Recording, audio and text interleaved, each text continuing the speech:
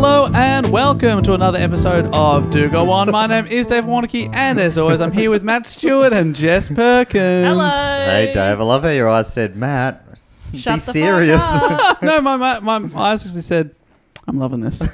Loving that energy you're Yes, bring Yeah. that in. Some laughs. I'm living, I'm laughing, I'm loving. Oh, okay. You're living for you. Yes. You're laughing at Dave. Yes. You're loving me? Yes. Okay. Some for everyone here. And I'm lamenting, sharing all of that. Yeah. I fair feel too enough. vulnerable now. Yeah, I'm going to lord that over you. Remember that time you loved me? Hey, would I blow anyone's mind if I told you that this is the last episode for the year? That would not blow my Whoa. mind, Dave, because I told you that. Hang on, Matt. Did you hear Jess Whoa. say that? I mean, yeah, for the point of this conversation, no. No. Wow. Exciting, isn't it? Another year under our belts, eh? Honestly, 2021 though. I- Fuck right off, can't it? Because people said 2020, what a great year. And I'm like, well, 2021 said, hold my beer, and it was even better. Yeah, exactly right. So you think we're on an upwards trajectory? Yeah. I think we're going upwards to the sky. Yeah, when I say baby. you can fuck right off, I just mean because I'm so exhausted from all the fun I've had. Yeah, that's right. Yeah. Give me a restful Oh year. my god, the travel I've done. I haven't stopped. I've barely been home. Couch to the kitchen, back again. Oh, back Ooh. again into the study, going, what did I come in here for? Yeah. And then I leave, and then 5 minutes later I go, I was to get the stapler. And then I go, what do I need a stapler for? And on it goes. You walk into the study, you're like, oh, I need my passport to go in here. Yeah. Bit of fun. It's fun to be in that little nook between Christmas and New Year. Oh my god, what a time. What a time. It's a beautiful time. It's a very chilled out time. Feels luxurious. Doesn't it? Like we just got endless space and time. You're still in a bit of a food coma from Christmas. Yeah. Oh, yeah. But you're gearing up for a big New Year's. I know Oh. you love to party on a New Year's, Yeah. Matty Stew. Oof, Well. what about me? I party. Yeah, the course you countdown. do. Countdown at midnight's a countdown to me starting to party. Yeah, That's what Dave- some people see that as the end of the night. Dave is a big boy and he stays up for the children's fireworks at 9 p.m. And then Oh, straight to bed. My goodness. it's too much. It is.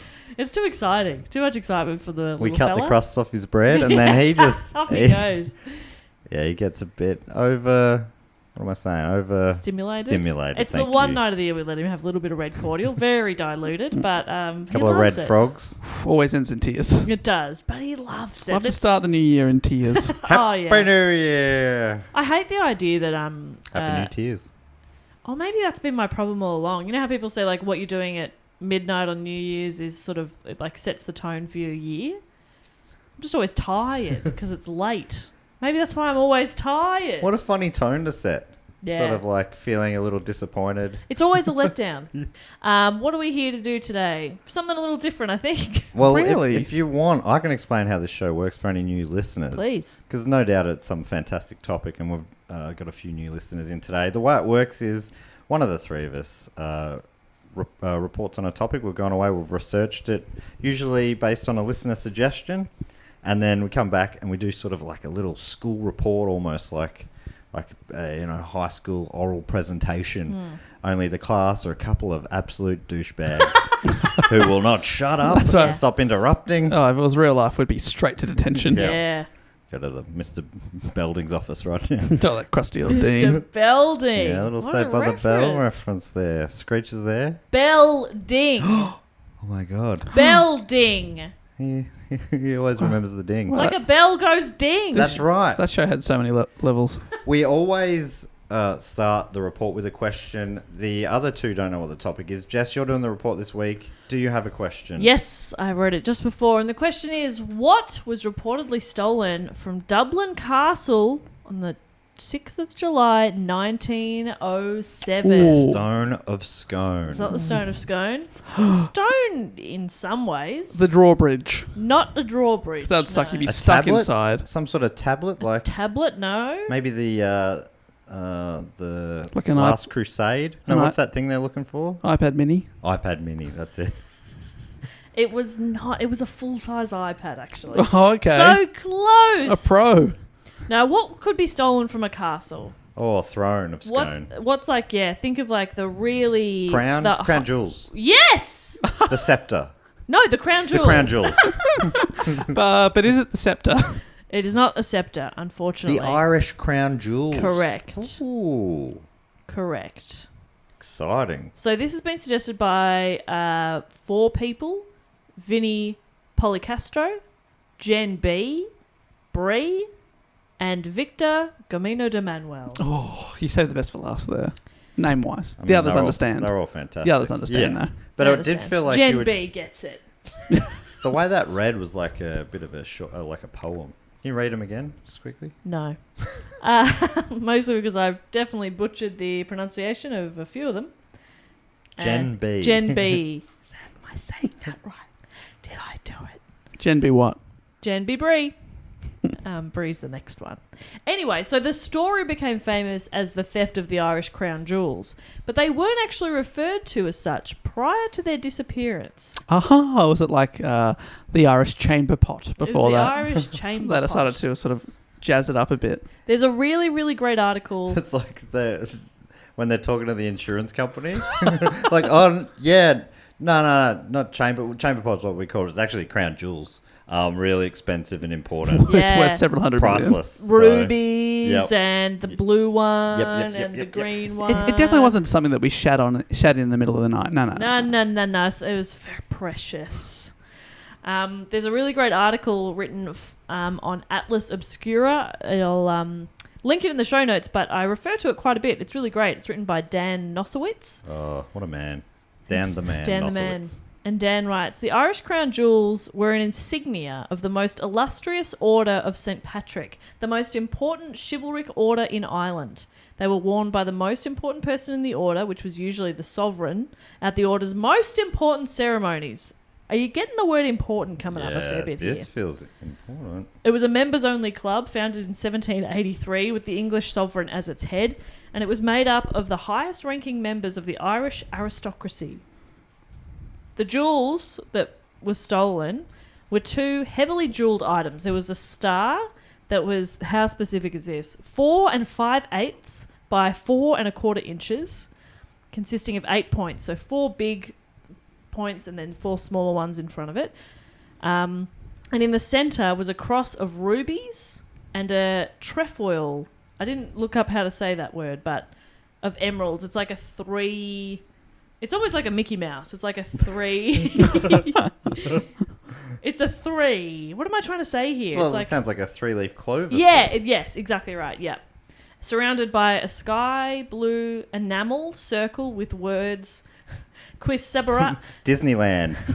TM. Property of Walt. It says Qui separabit MDCCLXXXIII. Oh, rose kisses. I got the diamonds. kisses there. I. That's what a lot of those years are in Roman numerals. It's just like Yeah. Too many. 2000 and kiss, kiss, kiss. Like, just fucking use numbers. Yeah. What's wrong with them? What is going on? No, These are we've got- letters. They're for words. Oh my god. Years are numbers. Don't get me started on algebra. So that was one of them. It was a star. The other one was like an oval-shaped badge. It was set in silver, again containing that clover in emeralds on a ruby cross, and had the same saying. The same. What was that saying? Qui separabit MDCCLXXXIII. Do you have any idea what that means? It just sounds like you're summoning a demon. I did read it at some point. Mickey Mouse. It was the what's the word I'm looking for? Like the Latin, like Motto? it was like the motto, yeah. Forteus quo fideleus. Yes, meaning Strength through loyalty. It's the St Kilda Football Club motto. In brackets, shove this up your ass. Yeah. What? ours was Ecclesiae Filiae, daughters of the church. Oh, that's school motto. As a school motto. Forteus. Am I saying that right? Forteus quo fidelius. I remember on an earlier episode I once said, and I'd always pronounce it this way, Forteus quo fidelius. And I got a message from someone saying that is not right. Fidelius. That is not how you say that in a dead language. Do they write it in Latin? The letter? You had to Google Translate it. I remember one time, apparently my old man had to, like, when he went to church as a kid, they had to know how to say the Mass in Latin. And I was an altar boy. I don't know if I've told you this before. But Checks I out. did not really enjoy it. And we tried to quit. And they sort of wouldn't take no for an answer. And then they called the house. Dad's talking to the person who organises them all. And I'm like, Dad, can you get me out of this sort of thing? And the whole family sitting around the table, and he's having this loud conversation in the kitchen, trying to be like, oh, I was an older boy as a kid as well. I understand all this, but he really doesn't want to do it anymore. And he goes, I used to say the lass in matin, and he didn't realise he'd sort of spoonerised it. And we're pissing ourselves, and he's trying to sound all, intelligent and stuff. And it's such a funny thing. We gave him shit about that for so long. Oh, you probably... Even though he's in there. You were doing the lass in matin. Well, he came back and said, yeah, you'll be there Sunday again. If he came back with the goods, maybe you wouldn't have copped the shit about it. So how much longer before you are taking no for an answer? Okay. Okay, then. How much longer before you were out? I can't remember. I remember at one point there was a deal made that I could stop going to church if I joined the tennis team. And I'm like, I will join that team. That is a good deal. Yeah. That's they played so tennis at funny. the same time. It's also, it's very funny, like, giving your parents shit for stuff when it's like, I was helping you. Yeah, I was helping you and it was How just dare like you? a slip of the tongue. I taught you to talk. You couldn't say anything. And now I say one thing a bit muddled, and talk of the town. Like 12-year-old going, oh, Dad, Oh, you Dad. said that funny. Yeah. You can't even. You freaking- big square head. Or some sort of real big 12-year-old slur like that. Yeah. Oh, you dingus. What a slur. You thought you were having roast chicken for dinner, but you roasted him that night. Roast dad. Anyway, so that's the two jewels that have been stolen. They sound majestic. They're they're something special. There's a lot going on. They sound gaudy. There's a lot going on in this entire story. Okay. In the early 1900s, the jewels mostly stayed locked in a safe at a jeweller's in Dublin. That jeweller had been the official watchmaker for Queen Victoria Bevels. and had, please, Michael Hill, and had tight security in place to protect the precious items they were trusted with. If the king, queen, or their representatives were visiting Ireland and wanted to wear the jewels, they would be moved to a safe... That's just so funny. I request to wear the jewels. I'm stopping in. Can you get the jewels Yeah, ready? get the jewels I want out. to chuck them on for a bit. Yeah, well, they would. They'd be like, I'm going to need my jewels, please. They would be moved to a safe that sat in hello. Dublin Castle. Sorry, sir, can you just fill out this 16-page form, show me some ID, and No, then... I'm the king. Does the queen doesn't have, like, a passport? Yeah, that's right. Isn't no that crazy? passport needed. Just the queen. Faces a passport. Yeah. Imagine asking the queen for ID. Sorry, young lady, I don't know if I'm able to serve you alcohol. I'm 95. My Well. face is on the money. That's how she sounds. So they'd be moved to a safe that sat in Dublin Castle, an ancient complex that then served as the seat of the government in Ireland. The castle was full of military and police, serving as the headquarters for the Dublin Metropolitan Police. And the safe that held the jewels only had 2 keys. These keys were held by a man named Arthur Vickers. Arthur Vickers was the Ulster King of Arms. How good is that title? Yeah. It's the highest of 3 levels of officers of arms, and they usually enjoy jurisdiction over a geographical area. So Dan Nosowitz explains it here. He says, this put him in charge of the rules and regulations regarding heraldry and family trees, a very important position in early 20th century Ireland. He was the arbiter of inheritance. Most land, power and wealth were vested in the hands of the aristocracy, says William Durnham, a curator at Dublin Castle. And the question of who was the legitimate heir to an estate and a title carried with it the question of who would inherit a great deal of money. Because, back then it was like your title, you inherited a title from your dad, and with that came like a position in government. Right. Yeah. Good system. Makes a lot of sense. It does, Well, doesn't it? obviously, you'd be passing on to your children your titles from Sealand. Yes, that's right. Of course. So, Lord and Lady of Sealand. We're My- pretty important people. My son is going to have to take the name Lady Jessica Perkins. Oh, Jess's deed is right there. Yeah, sitting behind Dave there. Mine's also out on display in a cupboard. I just have to find the right spot for it. That's yeah, all. thank you. Yeah. Gotta Are build you those going to shelves. pass on Master to your children? Does your card still say Master? One of them does, yes. Oh my God. Dave's bank card. Still says Still Master. says You're Master. 31. 31 years old, and I even wrote to them once and said, can I get a new card that says Mr.? And they said, no worries, we'll cancel that card. Then they sent out a new one that still said Master. So It's only thanks one for letter off. Maybe they thought you were saying Master. So what does it say? What does it even say for master? MSTR, No way. which is fantastic. So they sent out a new card, and all I got was the privilege of having to update my auto debits. Yeah, that's So fun. thank you. That's really fun. MSTR could be Mr. It could be. But then I've also got other cards that say MR. What's that mean? Surgeon. Myrrh. Surgeon. That's Exactly. one of the gifts they gave to Jesus. I've gone Myrrh. I've gone one beyond doctor. It's very funny that surgeons insist on being Mr. They insist on They it. insist on it. Doctor, Mr. Please. So yeah, they My father was a surgeon.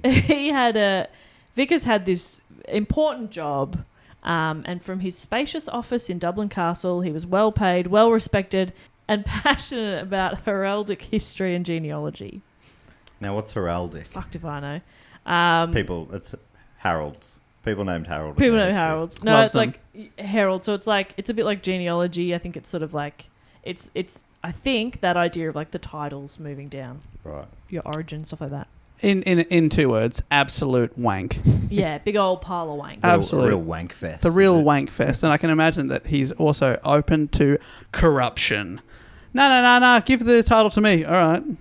Yeah, maybe, but he takes it very seriously. Is that what corruption is to you? Someone going, come on, Come and then on. going, yeah, right. Yeah, right. Yeah, right. Ugh, He's also corruption. easily corrupted. Fucking hell. Corruption these days. Hey, take this bribe. All right.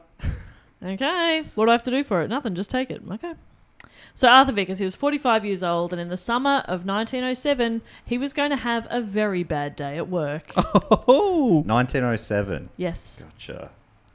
So as I mentioned, the safe that held the jewels had 2 keys. Vickers, almost universally described as a pedant and nitpicker, wore one on a chain around his neck or in his pocket at all times. The other one around his cock.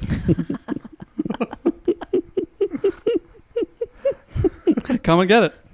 Okay, what are you going to do? What are you going to do about it? What are you going to do?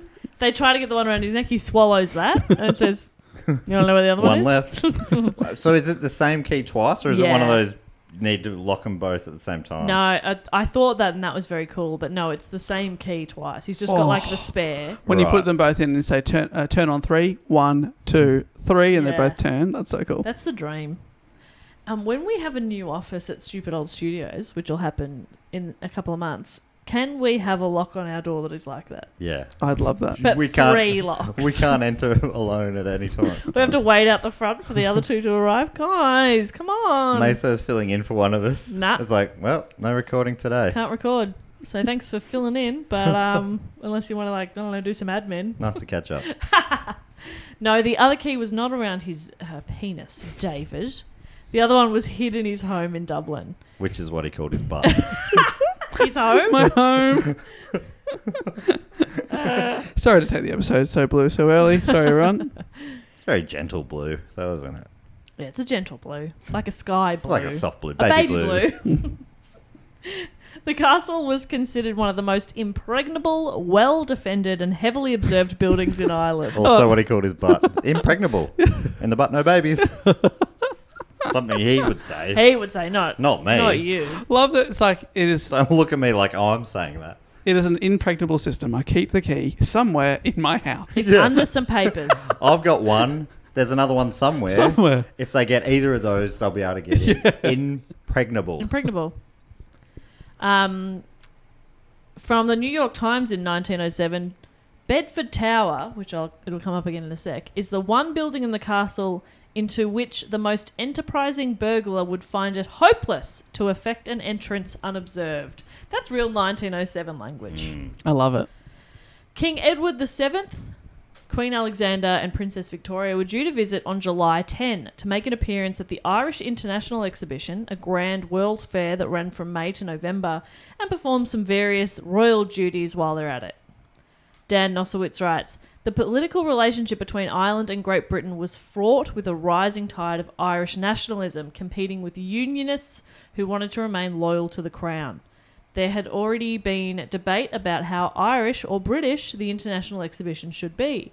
There were separate pavilions for Ireland and Great Britain, and the Irish War of Independence would erupt just over a decade later. So things are tense. On top of that, the king's nephew, Kaiser Wilhelm II of Prussia, had just months before endured a massive political scandal, which I'll talk more about later as well. Ooh. Love a little sizzle. King Edward was sensitive to controversy. He needed this visit to go smoothly. Now, It did not. whoa. Now, Edward, who's he to the current queen? Grandfather? That's or her grandfather, Yeah. right? Because Edward VIII is the son that abdicated. Right. Then George the Fifth, I think so. George the Sixth. Played by Colin Firth Firth, yes. in King's Speech. And then Lizzie. Right. I think that's right. I think so, yeah. So he was the bearded one. That's Edward, right? I don't know. Oh, I in tried the to look portraits. into it. It is hard to sort of... It's a pretty bearded messy one. family tree, you know what I mean? Oh There's my so God. many of But think them. about how much messier it would have been if Queen Elizabeth II hadn't been around for so long. Yeah, that's Or if right. they didn't inbreed. Because that, I mean, it's not as complicated as most people's family trees, is it? True. And they have a lot of the same names. Right. So, like, there was a Princess Victoria just then. Oh, And I was yeah. like, oh, is that the Queen Victoria? No. Queen Victoria was King Edward's mum, I think. Right. It's Please don't yell at your iPods. Please about this, don't. please. I'm doing my best. We're We're in a all hot doing our room. best. We're trying. We're in the middle of summer. Okay. We're doing our best. I'm drinking a large milk. Such a bad idea. I've been forced to drink this milk. For the podcast. I'm drinking milk for the podcast. So we need to go back a few years to set a bit of context as well. So in 1901, 6 years earlier, the office of Ulster King of Arms was moved deeper within Dublin Castle, from Birmingham Tower to Bedford Tower. Vickers suggested he get an apartment in the new building, with free rent, obviously, and also that the safe should be housed in a strong room, which is a fireproof, burglar-proof room in which valuables are kept. The Board of Works at Dublin Castle rejected the apartment idea, but did agree that a strong room was a good idea. He's like, I should probably live here for free. Yeah. Don't you reckon? Shouldn't you give me an apartment with that for free? Maybe like with a cinema room and, for the safety of the... For safety of the films. Yeah. Don't you think? Don't you think? Don't you guys think? Hey, guys, don't you think? Don't you think? Just a free apartment. This actually wasn't my idea. It was just something I thought would be good for the country. Good for the country, good for the arms that I'm in charge of. Yeah. I got a lot of work to do. Be good to be close. It would be Reduce good to my be close. my commute. But so they're like, no. But a strong room is a great idea. Let's do that, Love that. Not- There is a slight fact check I've got to give myself here. please. We're talking about Edward VII, Yes. who is the son of Queen Victoria, or Yes. the heir to Queen Victoria. Then, after him, it's George V. He's the bearded one. Then it goes Edward VIII, who abdicated. Then George VI, who is Queen Elizabeth's dad. That's what you said. I think I might have skipped over George V. Oh, okay. Oh, man. Easy to do. Sorry about that, everyone. He's the bearded one, right? Dave, don't apologize. Are you fucking looking up now who's bearded? They're all bearded at some point. They are both bearded, Matt, so They're bearded. don't waste Thank your time. God. Thank God. The only one without a beard, Queen Elizabeth II. Well, Actually, that's not true. Oh, yeah, exactly. She's got She's time. got time to grow a beard. Imagine if she just did like a full fashion Don't revamp. You Love it limit so much. her. I would love if she just shaved half her head. That'd be sick. That'd be so cool. Yeah. Just started wearing really bold glasses, like a very cool frame. Oh, man, that'd be cool. Lots of bright colours. She just went like full eccentric old lady. I would love Just like, that so much. Hell yeah. Just wearing Bono-style glasses. Yes. The Fly. She dresses as the Fly. Or Cream. Cream. I'm Cream. Irish listeners tuning in will be so Furious. stoked to hear. Oh, Furious what? Oh no, they love Talking Bono. about their patron saint. God, they love Bono so much. Remember when he drove the rats out of Ireland? So anyway, they're like, yes, a strong room's a great idea.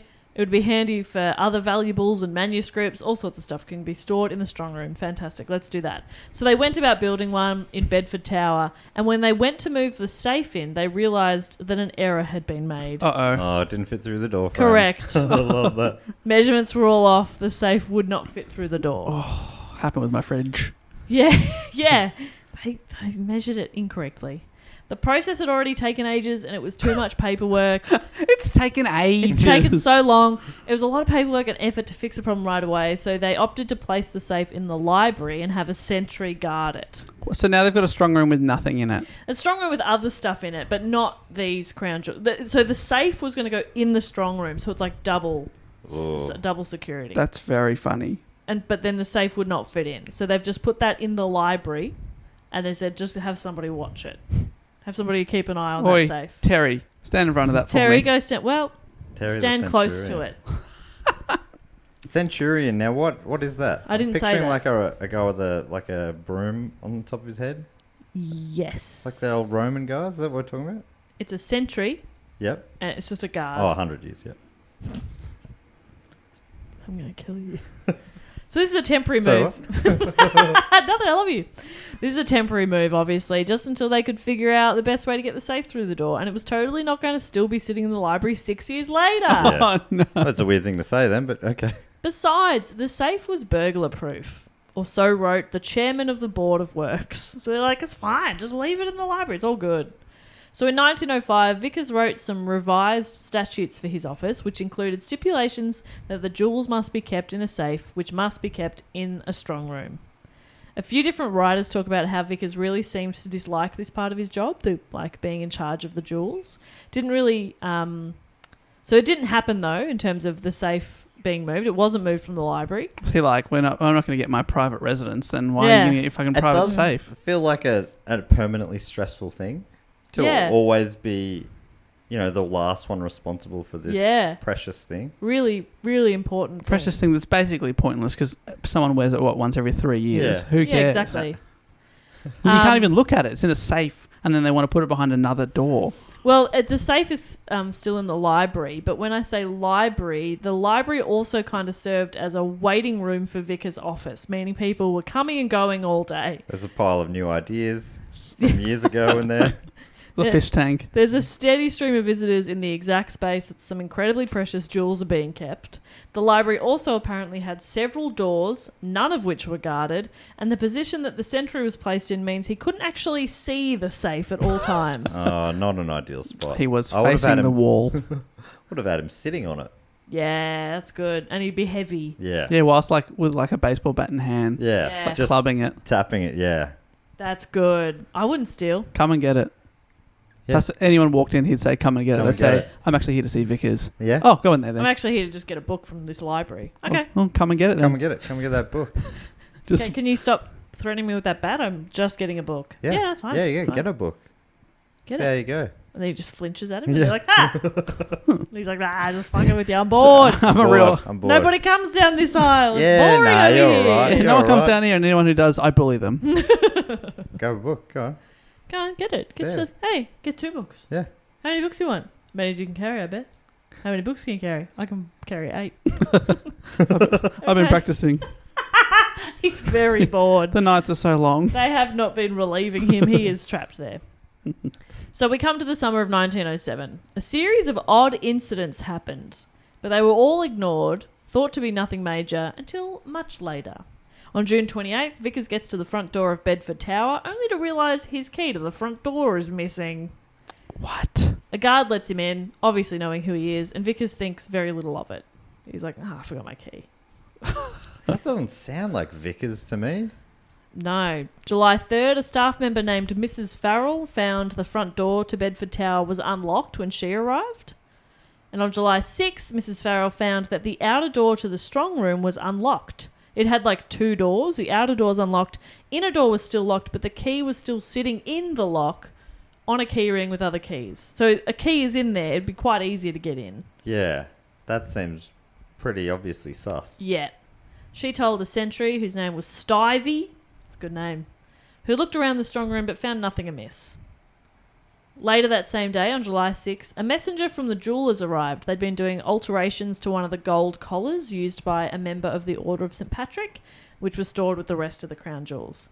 Vickers was busy with his work and he handed Stivey a key and told him to go down to the library and place the collar in the safe. Stivey placed the key in the lock and was confounded. The key would not turn the direction he expected it to. He turned the key the other way and tried the handle. The safe wouldn't open. It was locked. realization came to him. This is Dan Nosowitz again. If turning the key that way had locked the safe, then that must mean that before he arrived...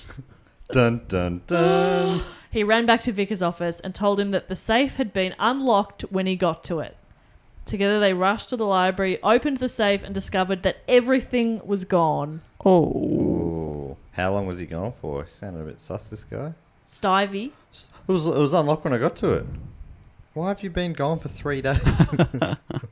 What's that in your back pocket? I got Some lost. sort of star? Nothing. No, that's a star I already had. Yeah, I already had that. I already had the that's Went to that. Disneyland. Mickey Mouse Europe diamond. already, so... That's fine. Vickers immediately called the police, and it was found that the front door of the tower, the strong room door, and the safe had not been forced open. Either the locks had been opened by professional copies, or someone had the original keys. They said, like, if somebody had sort of hastily made a copy of the key, there would be certain marks on the lock that would sort of indicate a key that didn't quite fit. There was none of that. So they're like, these are professional copies that have taken, a while to make, or they've got the original keys somehow. Right. And the cops, you were saying, are in the castle already, so they got there pretty quick. Yeah. I had to, as it said, Vickers immediately called the police, and I had to Google, like, when were phones around? 1907. Do they have phones? I think so, yeah. So that's a little bit of my own fact checking there. That's good fact checking. I was like, hang on a second. Oh, yeah, they had phones. Yeah. They texted the cops. Yeah. Sent out an MMS They Skyped them. of an open safe with a question mark. What the fuck? WTF. And an emoji shock face. But so they okay, it's a professional copy or someone has the original keys. But from all accounts, all the keys were accounted for. Dublin police investigation quickly dried up, so they called in the big guns. Right, so they found all the keys, the one around his neck and around his... Pinus. Oh, wow. They're both still there. Imagine that, him looking down. Oh, I didn't notice it had gone. Oh, hello. Oh, oh. Oh, look at you down there. Oh, have a quick look. Yep, still there. Everything's still in order. Oh, How's your father? oh, there you go. I'll see you later. You talking to your penis? No, he is. That's not me, Jess. That's not something you would do. That would be odd. So Scotland Yard gets called. Inspector John Kane arrived on July 12th. And it's not very clear how long he investigated for, but when he was done, he sent a report to the Dublin police identifying the person he believed to have committed the theft. Kane's report was roundly rejected by Dublin police, and Kane and his team was sent back to London immediately. The report has never weird. been released. Oh, right. So it just said the name of his enemy, and they were like, no. No, it said that it's been suppressed. That's funny. So he's accused someone important, and they've gone, nah, no one can see this. He just wrote... That seems dodgy AF. Yeah. He just wrote the king on a piece of paper and handed it over. Whoa. Well, newspapers speculated that this was a cover-up. Kane had found too much and was convinced it was an inside job. And this is from an article in Irish Times. What quickly became apparent after the initial discovery of the jewels' absence was that their theft had taken place sometime earlier, possibly even weeks before, but no one had noticed. It seems the thieves were so keen to have their work discovered that they had returned more than once in order to leave behind successive, more obvious clues that a break-in had occurred. So it's like they stole it, nothing happened, and they're like... Oh, so it was a protest. They were doing this to be seen, not potentially. Because it would be hard to sell a crown jewels, I imagine. Yeah, so those events that I'd mentioned before where like a door was open or a key was missing, they were probably because the thief came back to get them to actually check, to realise the jewels were gone, and they still didn't. They kept coming back going, did I actually steal the jewels? Let me go and have a look in. No, still not there. Still not there. I definitely... So and check my definitely did do pocket. that. Yes, definitely still got them on me. Walking around here. I'm wearing the jewels and nobody's noticed anything.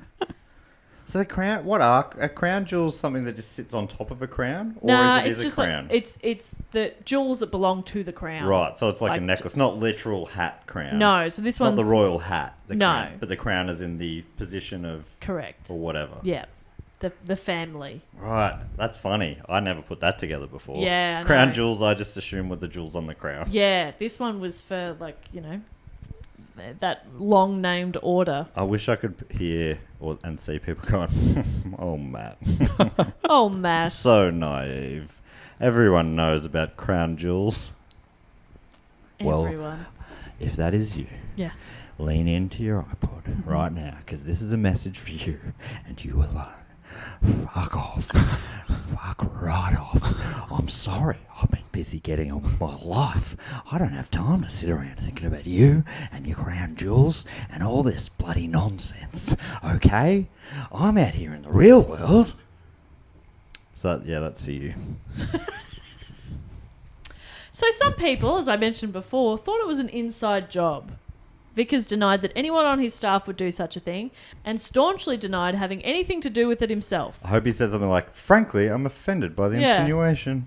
Mm-hmm. What are you saying, Poirot? Yeah. So they always get so offended at the What end. are you saying?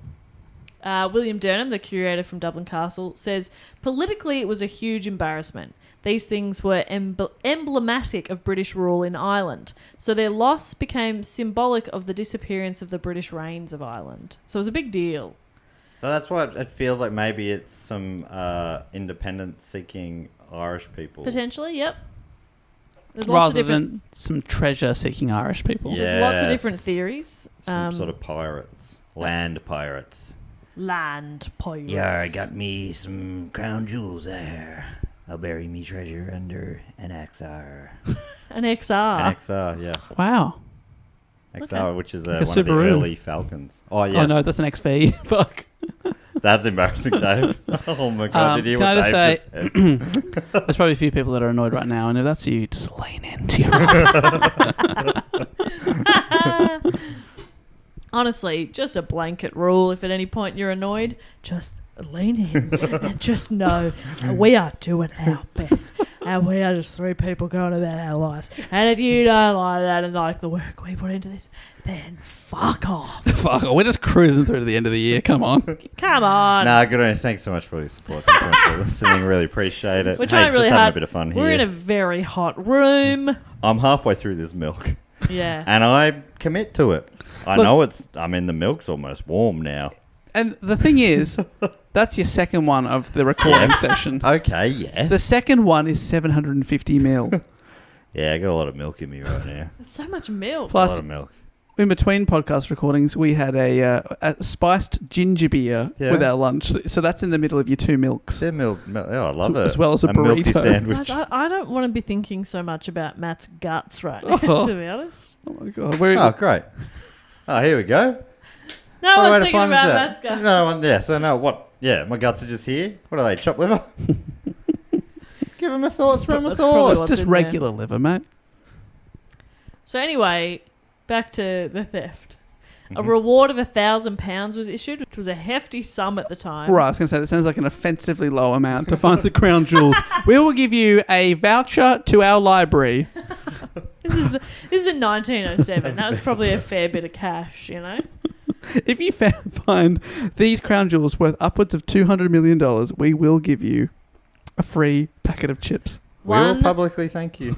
we will give you a Pret a Manger gift card for $15.35. When I say publicly, I mean we'll go out at some point onto the front porch and we'll say, "Thank you very much to Thank you. Jess Perkins who found and recovered the Thank you, crown Jess jewels. Perkins. This is a public thank you for you." And there you go. All That's it. done. Done. Thanks so much. Enjoy your meal at Publicly Pret a Manger. Thanked. So yeah, it's a big amount of money for this reward. So no surprise, they received a lot of tips and a lot of dead ends. Was one of the tips. Tips, fuck off. Fuck off. All right, thanks. We've got a few prank tips. Thanks to all the super sleuths out there who thought it would be funny to Yeah, I've prank got a- our suggestion box. I've got a tip for you. My dick. Okay. Thank you very much. Well, we will be What's this searching. key doing We'll be here? searching your dick and following up with all We loose will ends. be searching your dick. Sorry about that. Who's laughing now, huh? You're patting down a dick. Like a Just a finger on the side. Boop, boop, boop, boop, boop, boop, boop, boop. Why is it getting bigger? Wait, isn't that what all dicks do? Get bigger at the end? Uh-oh. Sorry, I just got to make a quick call. Yeah, doctor. Yeah, I'm going to need you to have another look. Something is not right. Vickers himself received a tip from a woman stating that her daughter had had visions about the theft. Unsure about the spiritual side of things, but intrigued and probably a little desperate, Vickers had his friend Francis Shackleton. Any relation? Yes. No. To Ernest Shackleton. Set up a meeting. Yes. So this is Dan Nosowitz describing Francis. Francis Shackleton was the brother of Ernest Shackleton, who was a mega celebrity in Britain at the time for his voyages to the Antarctic. Francis was an incredibly charming man, handsome and clever and witty, and operated as a man about town in the upper echelons of both Dublin and London society. He was a stockbroker of sorts, but it's unclear whether he was actually good at it. He'd gone bankrupt at least once. Partying seemed to interest him more. Nice. That's Dan writing about him. But yes, one of the people who suggested this topic was like, this is a little bit of a sequel, because I don't know if we mentioned Francis, but we've obviously done Shackleton and his expedition. This is his brother. Wow. Isn't that wild? Yeah. That's amazing. If people haven't listened, that's an episode people often cite as one of our good eps. Oh, it's one of our few good episodes. The what was it called, Dave? The Shackleton's Endurance, the name of the ship. It's a very good episode. There's a whole riff about slugs. It's really fun. Episode 68. Whoa! While back now. Yeah. I'm going to go back and listen to that one. I've got a summer road. I'm on a summer road trip right now. Ah, loving that. I'll be listening to that. I love that you are able to listen back. Not if it's my report. Right. Yeah. God, no, that's no. a good point. Yeah. They're brutal. And even then, I spend a lot of the time. Anytime I talk, I'm like, shut up. Shut up. But it is fun when I say I have the same thought now that I did 5 years ago. I'm like, oh. That's awesome. It's funny when I'm listening back and you guys are talking, all I'm thinking is shut up and let the other man speak. Get back to Dave. He's so good. Yeah, we agree. Yeah. We're all thinking the same thing. We're all thinking the same thing. Dave's amazing. Jess and Matt, Listeners, shut up. We are very similar, Jess. I definitely cringe. Don't worry.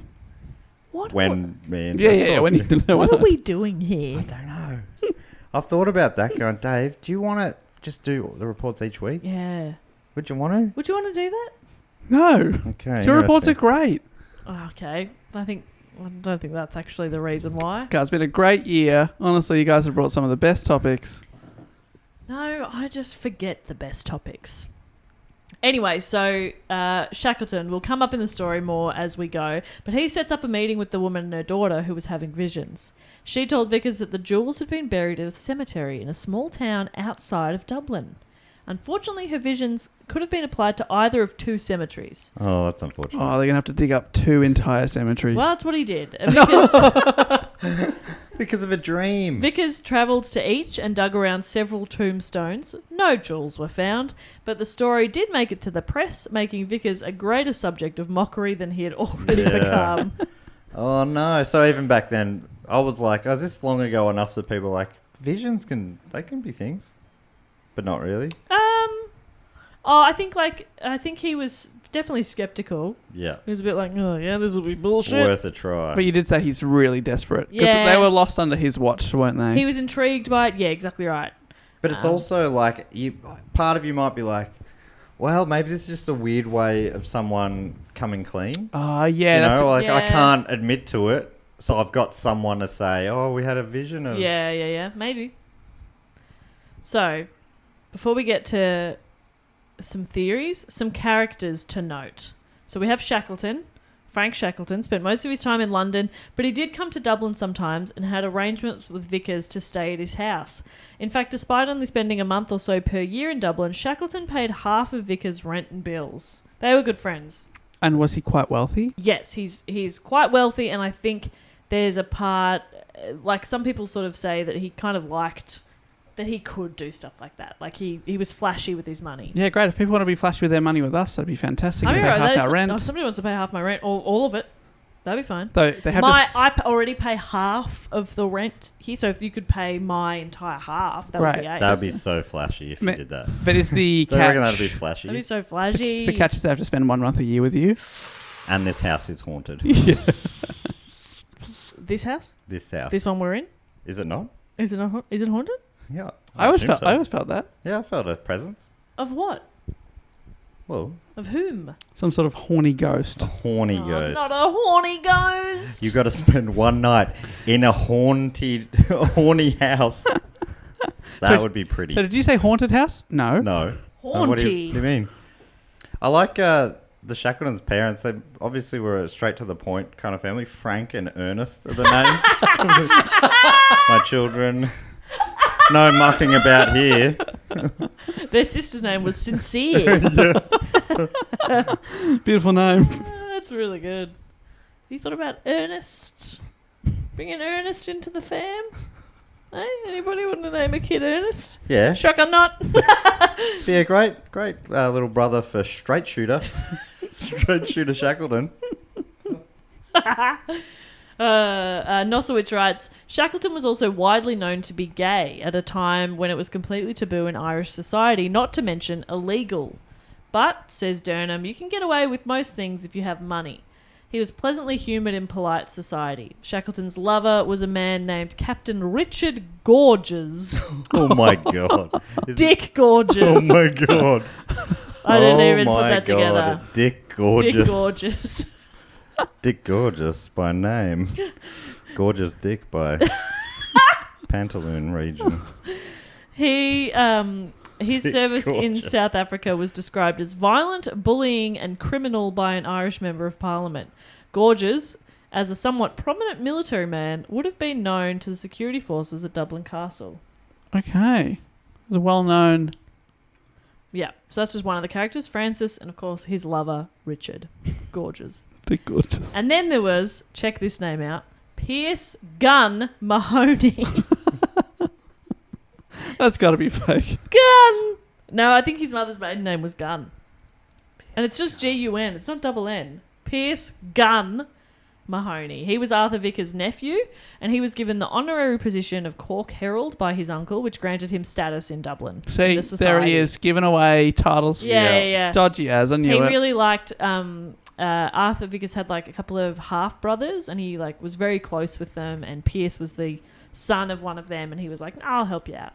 Pierce was also one of the key holders of the outer strong room door, but spent a lot of his time in England, but felt a great deal of loyalty towards Vickers for the gift of this job and title, so he probably wasn't sus. Hey, thanks for this job. I'm not going to be here, but thank you so much. Yeah, a lot of them and a lot of the people working there weren't paid. It was like honorary to be part of, it's very odd. It's like, what's that one? Is it a job or? And they weren't around a lot, but they had these titles. Sounds like being a college team mascot. Do it for the Yeah. glory. Last For the week. glory. Another character is Francis Bennett Goldeneye. Goldeneye? Goldney. Goldeneye? I'm going to say Goldeneye because I it think sounds Goldeneye. badass. Let's call him We've got Goldeneye. Pierce. Dun, dun, dun. Francis Bennett Goldeneye, who descended from a line of antiquities scholars. He displayed much of his collection in a museum in Canterbury. He even ended up the honorary director of the museum as a result of donating so much. And he moved to Canterbury, where he joined the town's upper echelons. He was elected to town council, then became mayor, and eventually was elected to the House of Commons. Bennett Goldeneye met Vickers in 1905 and outright asked Vickers for a position within the office of the Ulster King of Arms. He was like, "Hey, give me a job. Give me a title. I want one, please." Can't. Vickers is sort of like, "Well, you need recommendations." And this guy, Francis, is very well connected, so he's like, "No problem." But it took a little while, but he was officially sworn in May 1907, just 2 months before the theft. Okay. So It's those... fun. I'm thinking these titles don't mean anything. They're just giving them away. Not like, the titles that are given to you Yeah. from your parents. Not the real ones. Way more meaningful. Obviously, you've earned those. Yeah, of course. By being born. Which he chose to do. He chose to born. He chose to born. Wow. He chose to born. Oh, I choose to born. So those are just some characters to keep in your mind, and we'll get to some theories involving some of those characters in just a sec. That's a bad sign that I'm saying stuff like he chose to born. He chose to born. I feel an unraveling. Maybe have a little bit more milk. Yeah, you've stopped nursing your milk. Yeah, you okay? Is your milky not good? Is it too cold? Do you want me to warm up Yeah. that Can we milk chuck for it in the you? microwave for a bit? Oh, gross.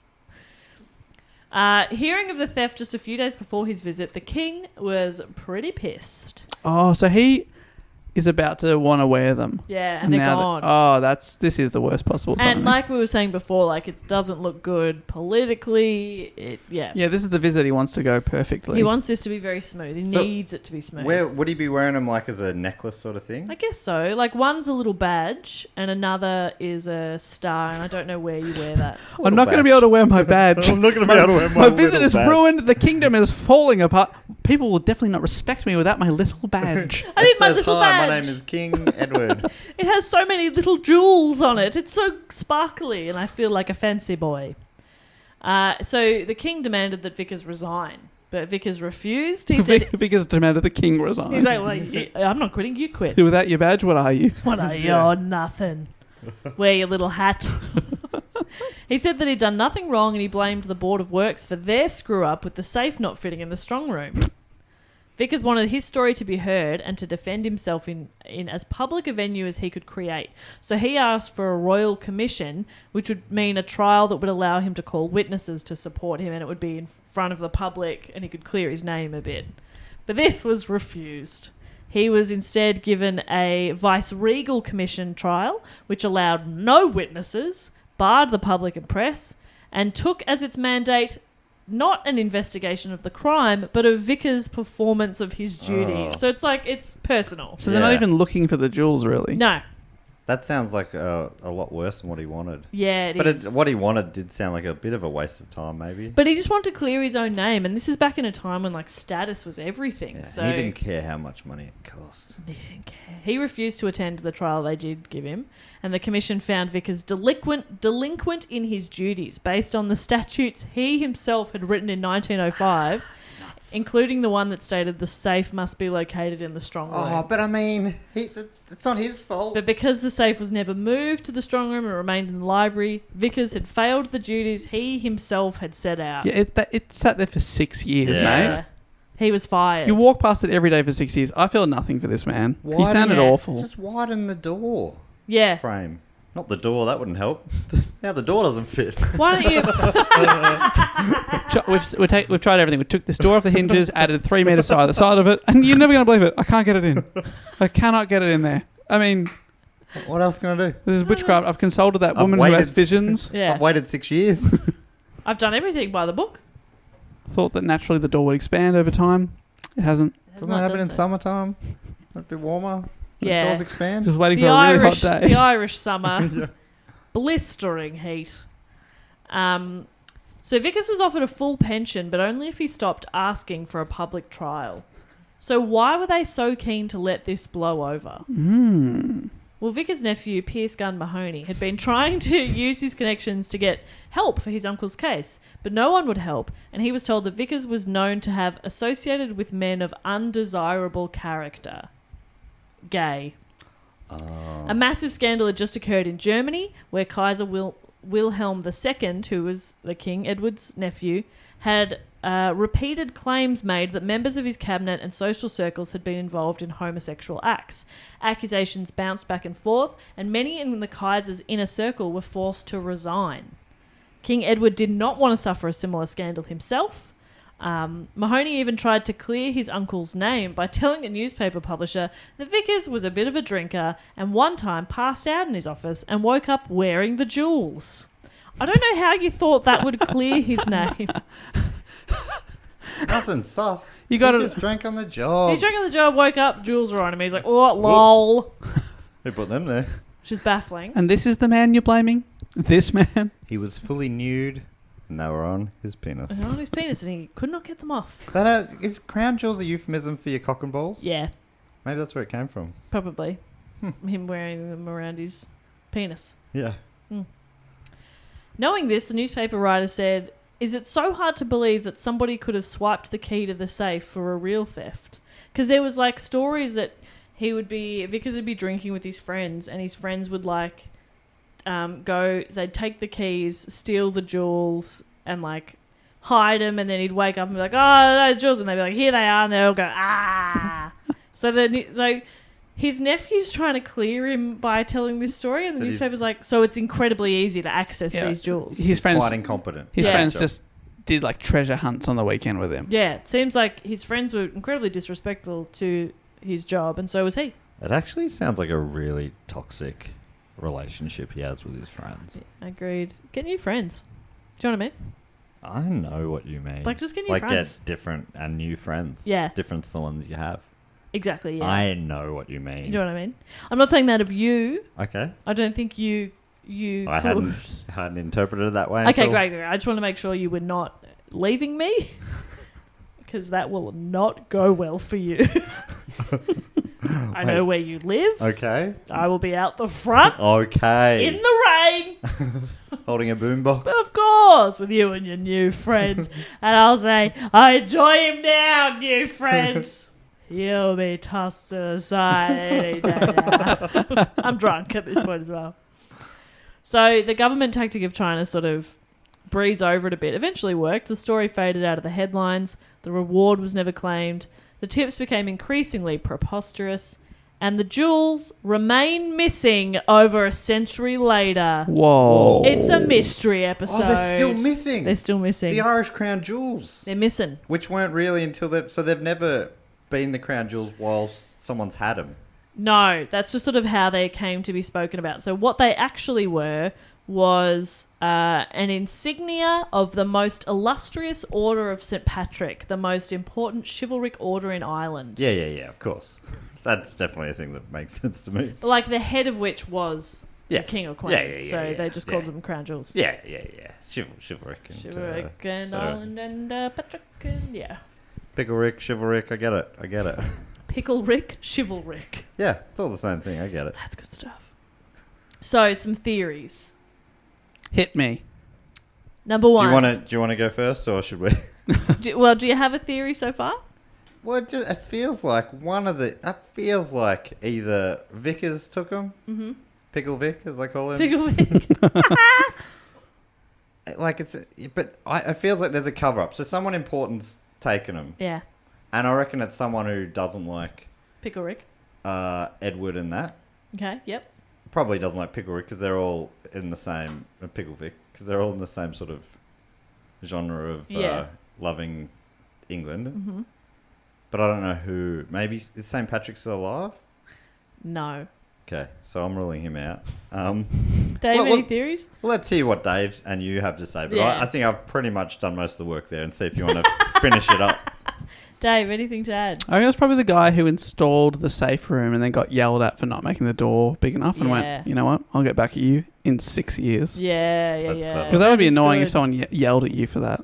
And you wouldn't remember who you yelled at 6 years ago. No, because it sounds like this guy yells at a few people. So he wouldn't be like top of mind Yeah. for a Such revenge funny thing. plot. I mean, you don't remember who you yelled at 6 years ago. I can't. Who was that guy who yelled I've at? yelled at so many people since. How do I remember them all?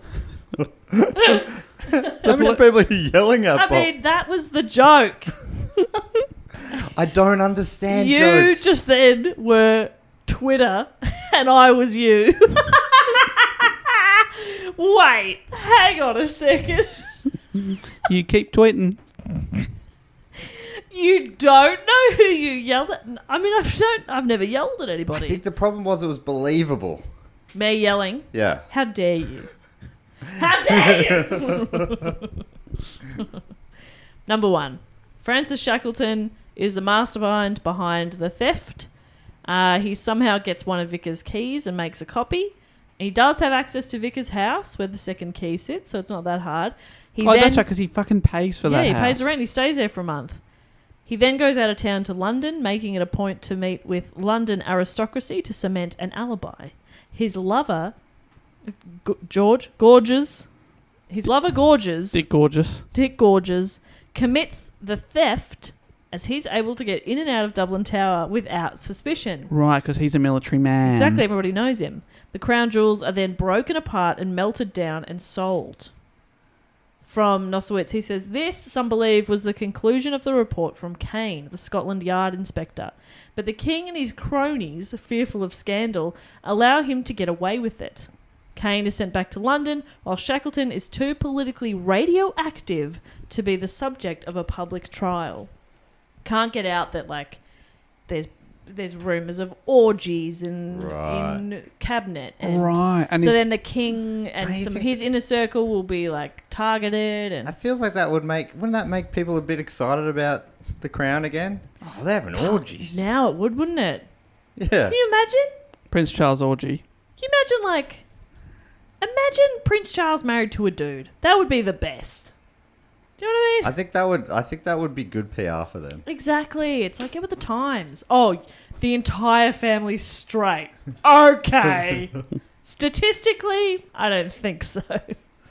Anyway, it would just be a bit more fun, but this is 1907. It's a different time. So who I missed the very start. This is John Cain, they reckon, did it. It's Shackleton. Oh, Shackleton did it. Yeah. Holy shit. Yeah. And he got his lover, who's Lover a to military actually man, steal it. Dick Gorgeous. Oh, Dick Gorgeous. Oh my god. But then there's too much heat to like pin it on him, and they don't want to look embarrassed that they let someone come in to steal their jewels. They just go, oh, whatever. Honestly, this sounds like a victimless crime to me. I agree. A Vickers crime. He was not involved. Number 2 still involves Shackleton, but it's that he was blackmailed. His homosexuality is widely known in polite society, but he relies on a delicate balance of silence, risk, elitism to survive. So in exchange for not exposing him to newspapers, Shackleton uses his access and knowledge to procure one of Vickers' keys, but does not participate in the crime beyond that. He does his best to help Vickers track down the thief. So he is like, when he's trying to help Vickers, he's genuinely trying to help. That's another theory. Right. Don't know how I feel about that one. Theory number 3 is a group of unionists did it. Theory number 4 is a group of nationalists did it. Yeah, I was thinking more nationalists than unionists. Why would Yeah. the unionists do it? It was like a very complicated paragraph that I couldn't quite follow, so I left it to one dot point. Love that. Can't really remember, but both essentially were trying to like embarrass the other or make the other look bad or like, so there's a lot that can go into it and a lot of different theories Like a within double those or triple theories. bluff? Yeah, Maybe a quadruple bluff? it's very confusing. Theory number 5 is only after his death is it discovered that Antiques lover and mayor Francis Bennett Goldeneye was in fact a thief. Oh, ooh. While preparing the late Bennett Goldeneye's belonging for auction, ancient manuscripts stolen from the city of Canterbury were found in his house. Including the Irish Yeah. crown jewels. But mostly we were interested in the manuscripts. Stuff stolen from Canterbury, where he was living, were found in his house, along with a fairly valuable painting. Only he could have taken the manuscripts, owing to his privileged position as mayor. Like, he would have had access. There were some of the early manuscripts, like for the Pilot for Friends. Yeah. For the Joey character's autobiography. Yes. The actor who played him, Matt LeBlanc. Also the manuscript for Phoebe's songs about cats. Yep. Other Friends things. Yeah. My brain's not thinking outside that for some reason. Went straight to Friends. Friends, I'm I'm not sure why I got stuck in Friends. It's okay. The Because TV we're show, not the friends? concept. Yeah, that's Oh. it. It was not the concept of friendship. Okay. No. So then perhaps Bennett Goldeneye obtained the key either by himself or with the aid of Shackleton. He creates an alibi, heads out of Dublin, and orchestrates the theft just a few months after joining Vickers' crew of honorary assistants. When questioned, he is coy and ambiguous and points investigators towards Shackleton. He's like, maybe you should be talking to Shackleton about it. I don't know anything. The jewels are gone? Crazy. Love the idea that a few of these theories are that people made up an alibi. It's like they have an alibi. So what they would have done is made an alibi. Yeah. They would have made that. They would have made it look like would have they had to create an alibi. Yeah, you've got to look for the guy who doesn't have an alibi. Yeah. Because he didn't make one up. Clearly That's your didn't guy. do it. Yeah. I mean, that's not your guy. That's not your guy. That's not your guy. You can If you've rule got an them out alibi, straight away. exactly. Yeah. Again, it's a double bluff. You've got an alibi, it's the guy. No alibi, no guy. That's, the age-old rhyme. That actually makes a lot of sense. I think we can all agree. Yeah, if anyone was there, had access, no alibi, then, rule them out. Rule them out. Yeah. It's too obvious. It's obvious. Next, if you're watching Poirot, that is definitely Yeah, how for it sure. works. Oh my, yeah, exactly. The person you think it is, it definitely ain't them. I watched an episode recently where it was an apparent suicide. Well, there was a guy who died. He was on his desk, gun in his hand. And I go, tell you what, Jap's going to come in and say, open shut case, Poirot. This is a suicide. And that's exactly what he did. And Poirot's like, not not so sure, mon ami. It's like, Jap doesn't know he's in a show. Why would he ever question Poirot? Nothing's ever open shut when Poirot's What we got here, Poirot, is another open shut case. Let's go get some lunch. Mostly every week he's saying this to Poirot. I'm in the mood for a chip butty. Is that what they're called? Little butty? Yeah, little chip butty. Sandwich with chips. Great decision. They love to double up on the carbs. Double Hey, carb. who doesn't? Potato pizza. Fuck me, I love a double carb. Oh, love a potato pizza. Love potato pizza. Okay. So My now I want Italian, pizza. Swiss Italian ancestors rolling over in their you know I love a classic Gross. authentic margarita. That's number one. Mm. Potato pizza? Hey, that's a special occasion pizza.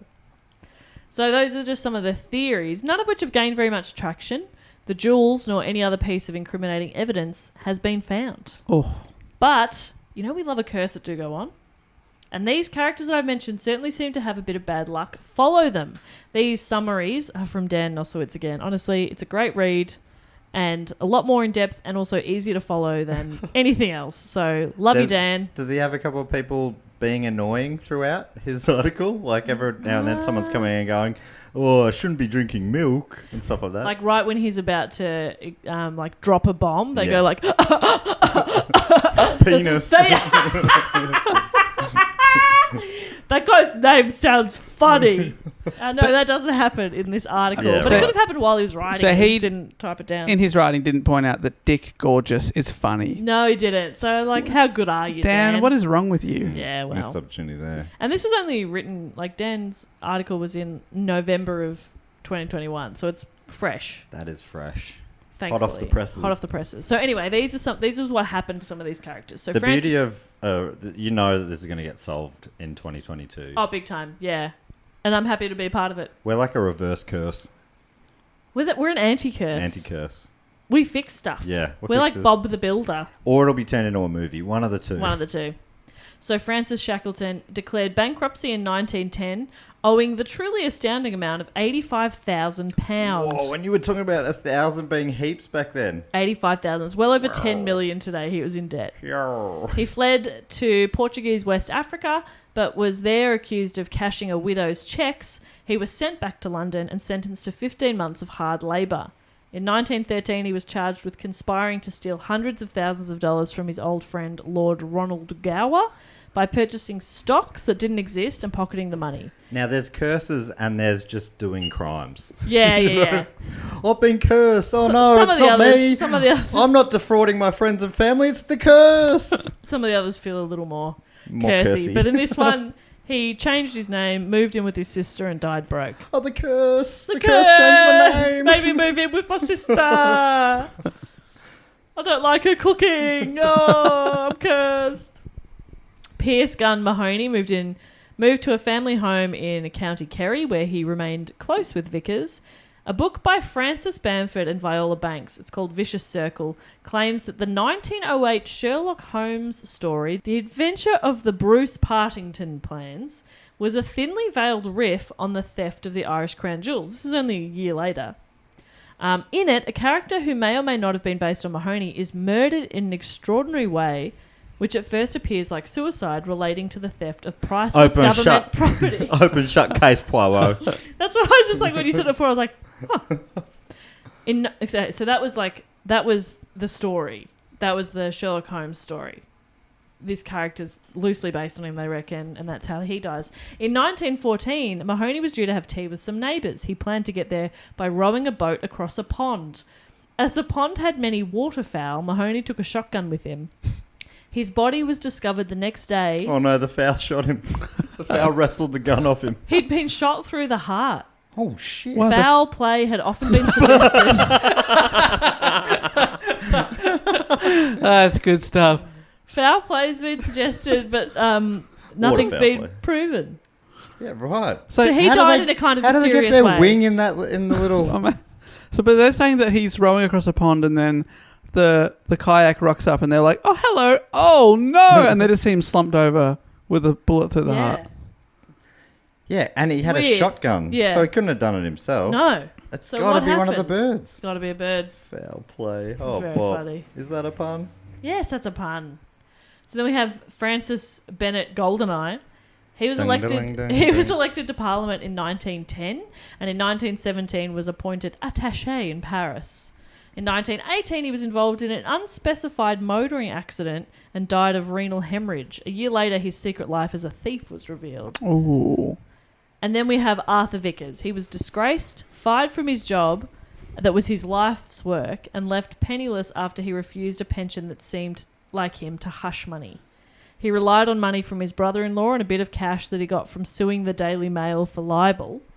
The paper admitted that it had invented a story about Vickers' mistress being behind the theft. He married, but yeah, the Daily Mail. Daily Mail has a long and proud history, obviously. They made up this whole story about a mistress getting the key and stealing it, and then he's getting the money, and they admitted they made the whole thing up, and this person didn't exist. That's wild. Anyway, he insisted on his... I love how people talk about tabloid papers these days. You know, you can't trust the news anymore. Not like back in the 1917. Day when the Daily Mail had integrity. Just fully invented stories. Fucking crazy. Lamestream media, you know what I'm talking about? He insisted on his innocence until his death, and even in his will, he left something in his will that was like, I didn't do it. Even in his will. And he died in a not great way, which I didn't write down. Right, but some great ways to die. In his will, who did he leave the diamond encrusted star to? He was Walt Disney, and he's like, this gives me an idea. He was essentially taken. He was killed, I think, by the IRA. And they broke into his house, and he was held at gunpoint while they attempted to break into the house's strong room. Oh. And then they torched the house and shot him in front of his wife. Did they think maybe they thought the crown jewels were there? Oh, who knows? But it's interesting. That's not a nice way to go. No. But it's interesting that you said it was his life's work, but you also said before that he was drunk on the job all the time. He was really into the heraldry bit and the genealogy. He was very... Right. He was obsessed with it. He loved it. He was so interested in it. But the part of the job that entailed being in charge of the jewels, he didn't like that part. So it's still a mystery. Oh my! Honestly, the jewels have never been found. I really hope it comes up soon. Right? That'd be so good. It's going to be found in a vault somewhere. Can you melt down emeralds and stuff? You could break them apart and make other jewels out of those. So they could be just out. And would there be any way to know? I don't know. I'm asking you you're a jewel expert now. If they're massive, you could probably cut them up into smaller bits. Right. Yeah, I wonder if people would be able to tell. I don't know. You've done the report on diamonds. But if it's still... Would people be able to tell? I don't know. If it's still one of the 5 largest rubies ever found, it's pretty obvious where it's from. I'm thinking of Ocean's 8, where Mindy Kaling takes the fancy jewels and makes them into other jewels, and then they just wear them out. Oh, that's clever. Hidden in plain sight. The Met Gala. Favourite place to hide. Plain sight? Yeah. Okay. Mine's under the couch. Very high-legged couch. Yeah, it's terrible, to be honest. It's a nightmare to get onto. But that is my report on the theft of the Irish crown jewels. The last report of 2021. Wow, there it is. I think it's been the year of the heists this year for us. We've had quite a few, which has been good fun. It's funny, actually. I put that one up to the vote, and a couple of people commented, let's see out the year with another heist. They were all for it. Yeah. Well, I think, if I'm not mistaken, that brings us, for the last time for the year, to everyone's favourite section of the show, where we thank a bunch of our great supporters. You can support us at dogoonpod.com or patreon.com/dogoonpod. And once there, there's all different levels you can go on depending on budget and what kind of reports, mood bonus things you want to get. I think, what level do you have to be on to get the Crown Jewels of Ireland? That's one of the higher levels, I think. Yeah, it's the top level, top tier. And it's only one available for that. Yeah, that's right. And I think it's what did we say that? £4 million? £4 million. A month? You have to ask no questions, obviously. That's part of the deal. And you're going to need £4 million a month for 6 months, and then they will be shipped to you. Yeah, bit by bit. Bit by bit. So you got to stay on that level. Stay on. We've got Mindy Carlin involved. If I said that name right? No. But the Mandy Patinkin? Mandy Patinkin. Yeah. Mandy Patinkin involved. the people that support the show. Honestly, you make it possible for us to do the show for now 6 years in a row without missing a week, and we'll be back next week, so we're not even going to miss a week because of these people. Yeah, I should just say, see you guys next year. No, Dave just said we have a report next week. Yeah. So see you next year. What do you? We haven't discussed you taking a year off from the podcast. That seems ridiculous. Doesn't make sense. Yeah, it's What do you mean? Yeah, I'll just see you next year. Like next Thursday. Oh, I get it. See you next year. See, Auntie Donna, it's not that hard. Jeez, we took the humour out of it though, somehow, didn't we? But back to the supporters. This is we. I was playing the straight man. That was all on you.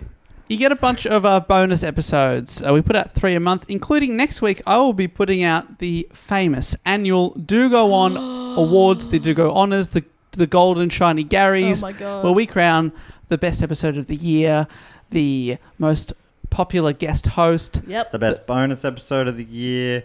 The most brutal one is, of course, best presenter. Yes, but also the other one that Jess and I tend to love, the best other two people. The best combination of listeners. Best SAS twin combination. I'll put that up this year. And so that's voted for by the Patreon people, but as well as It's a win for us. we put out 2 other bonus episodes a month. And there's over nearly 130 bonus episodes now that you can unlock, and you can get them all straight away as soon as you sign up. Ridiculous. So that's pretty cool. There's a best live show we normally do as well. Have we done any live shows? We did Comedy Festival. Fest, yep. And we did the 300th live as well. Oh, yeah, of course. Yeah, so that's a bit of fun. I love it. I love getting in a tux. Yeah. And just Podcast Night of Nights. walking Oh, shit, that have I red carpet. Have I picked mine up from the dry cleaner? Better check that. Thanks for the Yeah, you reminder. better. No worries. Don't want to look a fool. And who do we get to host this year? I will be hosting for the first ever Dave time. Warnicky? We got the Dave Whoa. Warnicky. It's my first ever time. That is exciting. It's huge. That's a boon. It's huge. That is huge. Anyway, the first thing we normally like to do, so you get all sorts of different rewards for supporting us. But the first one we normally like to do is the fact, quote, or question section, which has a little jingle, I think, goes something like this. Fact, quote, or question. Ding! Yeah, he always remembers the ding.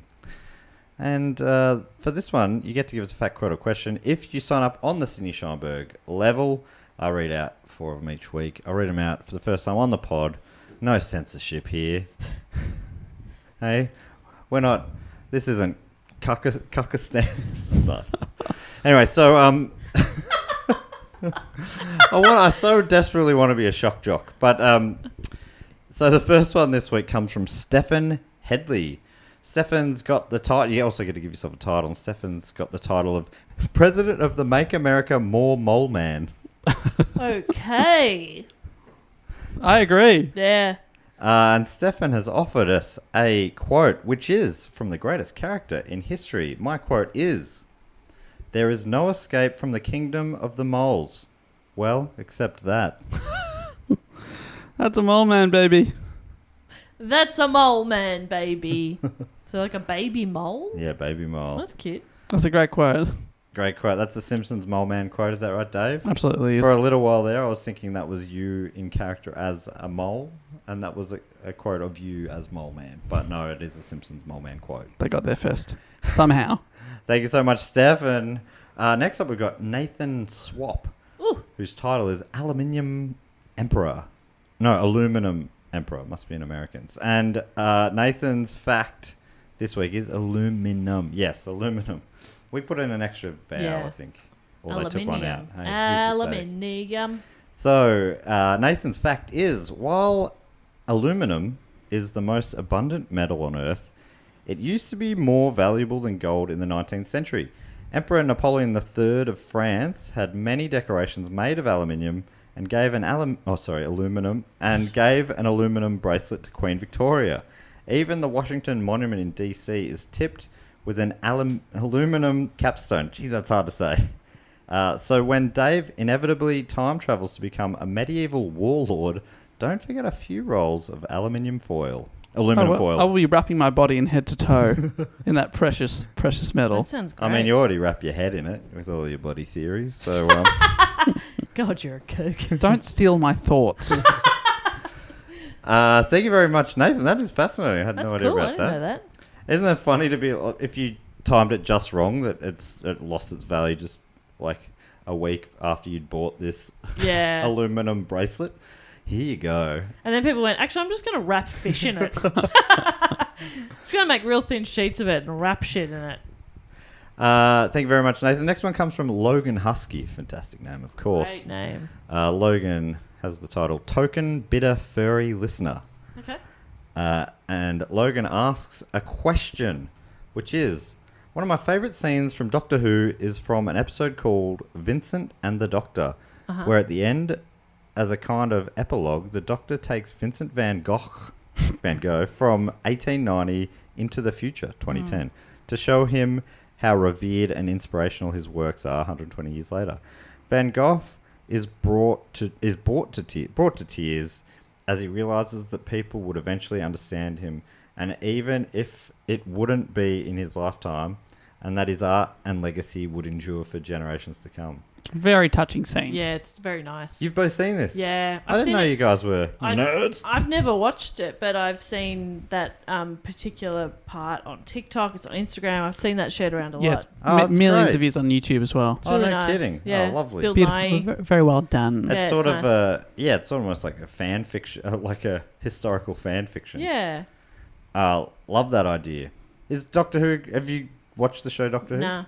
Yeah, I used to watch it as a kid because my granddad was really into it. I've heard it's really good. And then in the reboot, I watched the first with Christopher Eccleston and then David Tennant, but I haven't kept up with the other ones. Right. It's something. Yeah, I feel like it's one day I'll probably try and go and watch it all. I've never seen an episode. Goes on to say, my question is, if you could go back in time and take anyone to the present day to show them the influence they had on society or popular culture, who would you pick and what would you show them? Ooh. Doesn't just have to be a creative figure, can also be social or political. And Logan, answer the question. I'll read out while you're thinking. Logan's. That's a fantastic question, Logan. Awesome question. For me, I would love to show John Lennon how his songwriting still influences music today, some 60 years after the fact. And I'd also love to show J.R.R. Tolkien the Peter Jackson films of his books and just that's watch his cool. reactions the entire time. Thanks for the great show. Looking forward to seeing you live in Brisbane one day once all of this has blown over. Oh, awesome. Great one, Logan. That's so good. This feels like one of those questions you sort of need Oh. a fair bit of time to contemplate. I think, Yes. John Lennon's a fantastic one. I think maybe there's so many of those artists that died Yeah. not knowing, but maybe Emily Dickinson, the poet, who sort of just wrote in her own room and sort of never really got out there or rarely published, and then is now seen as like one of the greatest American poets of all time. Oh, that's... After manuscripts and handwritten things were found and published after she died, maybe something like that. quite heartbreaking to think about that. Yes. Yeah, that somebody died thinking they hadn't really achieved much. Someone was telling me recently about a movie or something they watched about the guy who wrote Rent. Yes. And Tick, tick, boom. And he died like the night of the Opening night of Rent. Right. So... Or the night before. I think it was dress rehearsal or something, wasn't Yeah. it? Without knowing that story, he sounds like someone worthy of a... Because Yeah. obviously that's still a... I mean, I've never seen it, but I've heard of... it's a pretty influential musical, apparently. Rent. Is it? Yeah. Yeah. Yeah. That's the one where they play... 525,600 minutes. I've heard that. I was going to say that's the one where they tap on the bins and stuff No. and wear steel cap boots. That's Stomp. Is that Tap Dogs? You're thinking of Tap Dogs. You're thinking of Stomp. I'm thinking of Stomp. Am I thinking of... Well, I mean, Rent probably influenced all these. I think And Rent that is was the the one... first one to tap on the bins. Rent is the one it's based on La Boheme, the opera That's that we did for right. Book Cheat. Yeah. But I didn't realise Gotcha. at the time because I don't know anything about musicals. A few people said, "Why didn't you mention Rent?" Sorry, I didn't know. Yeah, so that was funny because I was just hearing about that movie this week. So, yeah, I can't think of... I don't know why I can't think of... No, I can't really think But either. I guess, like all the 27 Club, Yeah. I was Jimi thinking Hendrix Amy or... Winehouse. Yeah, Kurt Cobain. They would know. I mean, he was pretty aware at the time, but Yeah. I wonder if it would blow their minds to see that they, like all of them, I think died pretty massive already. Yeah. I wonder if that, but to know that they're still thought of thought would be interesting. Yeah, it's really cool. It's a great question, and the kind of one that I feel like I'll think of better answers For sure. over the coming weeks. Absolutely. Great question. Thanks, Logan. I'll have to track down that Doctor Who scene. Sounds awesome. Yeah, Because it's he nice. would have been the one I probably would have thought of. He's the most famous who died without knowing that his work was going to become so loved. Yeah. Maybe what about who's that? Is that comedian who went to jail a lot for swearing and in America in like the 50s? Went to jail for swearing. Yeah, and he died I think he died in his 30s. I've no idea. Dave, does that ring a bell for you at all? You know his name, I reckon. Have you heard it? In the 50s. Lenny Bruce. Ah. So he died in 66, so I think he was already, he was well regarded while he was alive, but I think his legacy's gone on, and I think people talk about him like he paved the way for a lot of people. So, yeah. John cool. Belushi, another past, I mean, he was huge, but... Yeah. There's a American writer, John Kennedy Toole, who took his own life, and then 11 years later, his book, A Confederacy of Dunces, was published, I believe, after his mum pushed hard for it to be sold, and it sold millions of copies and is now seen as like one of the great comedy novels of the Wow. 20th century. And he died without knowing any of that. Wow, yeah, that's And amazing. he was only about 30 years old, 31. Just looked at, I found a list here. Oh, and it won the Pulitzer Prize for fiction after he died. Whoa. So pretty amazing. Apparently, Herman Melville died before he was a household name. Franz Kafka. Emily Dickinson's on this list. Johann Sebastian Bach. Wow, that's an influential one. Wow. Yeah, cool. Yeah, great question. Really good question. Yeah, one that you'll keep mulling about. Yeah, maybe if one of us remember, we should do a post and get people to put their answers in there. I reckon on the Patreon group, someone will start a thread about that. Thank you so much for that question. Great one, Logan. Finally, this week, for the Fat Quota question, we've got Julian Barnes, who's got the title of Guy in Charge of Turning Up the Radio When Natalie Imbruglia's Turn Comes On. Turn or torn? Torn. Did I say turn? But when she's played it is her turn. It is her turn. I'm turn. I'm already turned. That's how, because it was a cover. This is how I turn. She changed that one letter and got a writing credit. Yeah, she nailed it. Sorry, Julian. Julian has a question as well, which is, what is your most treasured piece of junk? He has answered the question. Mine is a beautiful hardback copy of 101 Dalmatians. That was chewed up by my Dalmatian when he was a puppy. He had the whole bookshelf to choose from, and he grabbed that one book. I've kept it on the shelf all chewed up. That is That's a great piece of cute. junk. That's cute. Junk. Yeah, good question. It's funny what what others would consider to be junk. Like I've got Yeah. a childhood teddy. Yes. That would mean absolutely nothing to anyone else, but on seems- the open market, probably wouldn't fetch Yeah, that's that much right. money. Not yet, not until after you die. yeah. And then I'm selling everything. And then you could bring me back to show me my influence and also how you crossed me by selling my stuff. Yeah, and how much money I made by Yeah. selling all your stuff. I get your stuff if you die, right?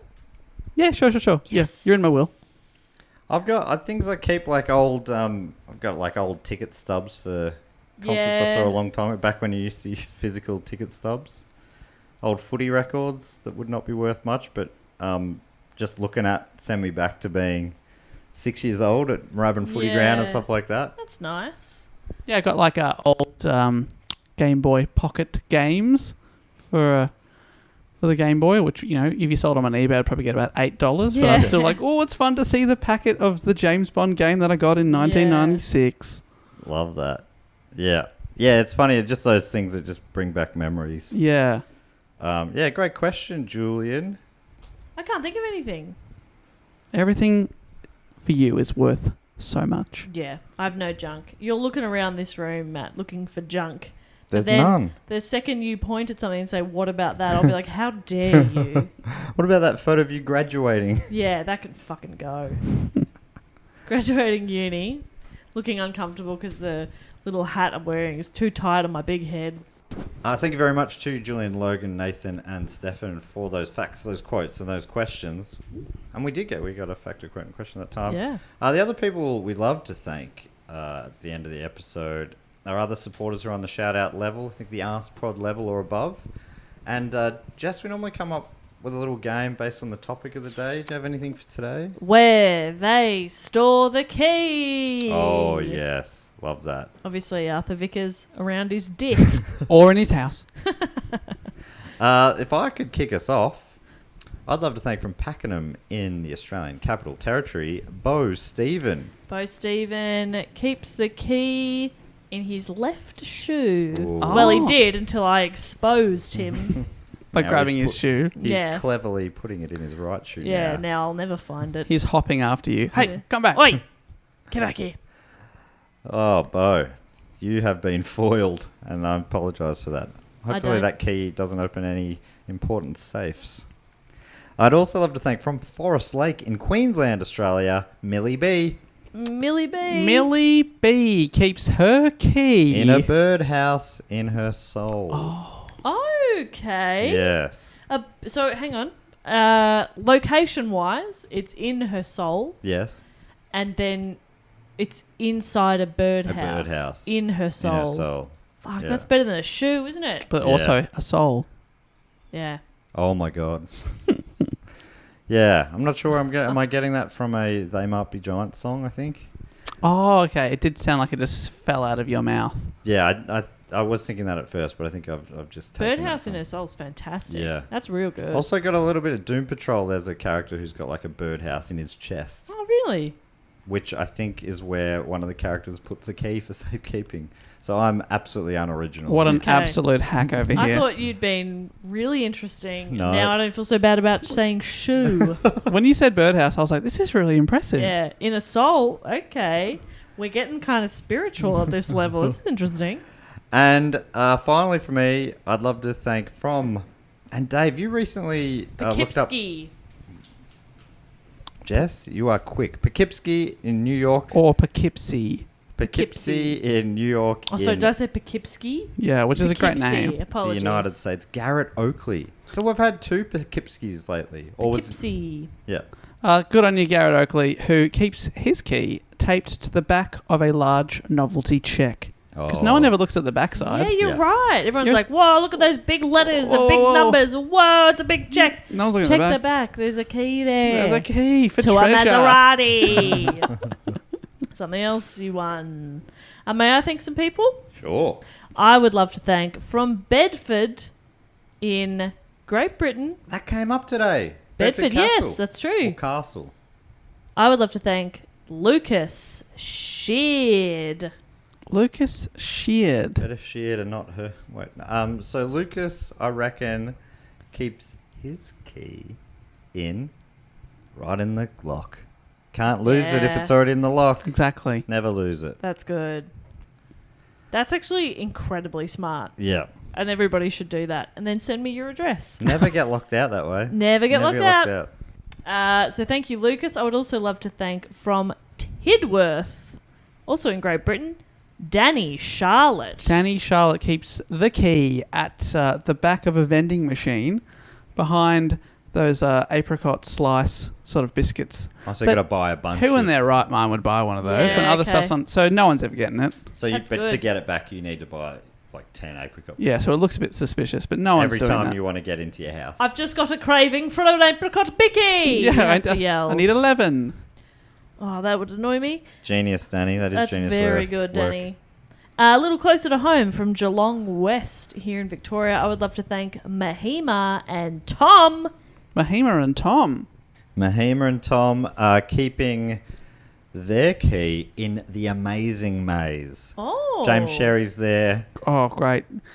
The siren's about to go off. Yeah. They're going down the slide. A Super Nintendo is up for grabs. Oh, my goodness. What a great show from our Wow. childhoods. I saved it for people from Geelong, just so there'd be some chance of knowing the They reference. know what it is. There you go. Thank you, Mahima Those and Tom. those radio clowns that go like this. Those that you put balls in their mouths and you get keys. Yeah. You gotta time the order of the Donkey Kongs, right, or something. Yeah.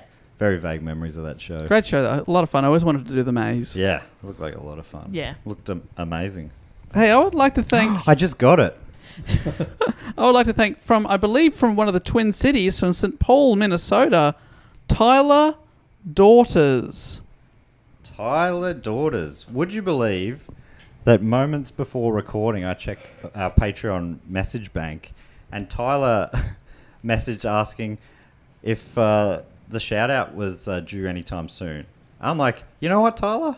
We are literally about to record. Isn't that wild? That's amazing timing. Absolutely amazing. And where's Tyler? They've waited a long time for this shout out, but where's their key kept, Matt? Well, they're from St. Paul in Minnesota, Twin Cities. Mm-hmm. Minnesota, Minneapolis. Yeah, Minneapolis, St. Paul is the Twin Cities. Tiger Wolves, this is one of the things I know about them.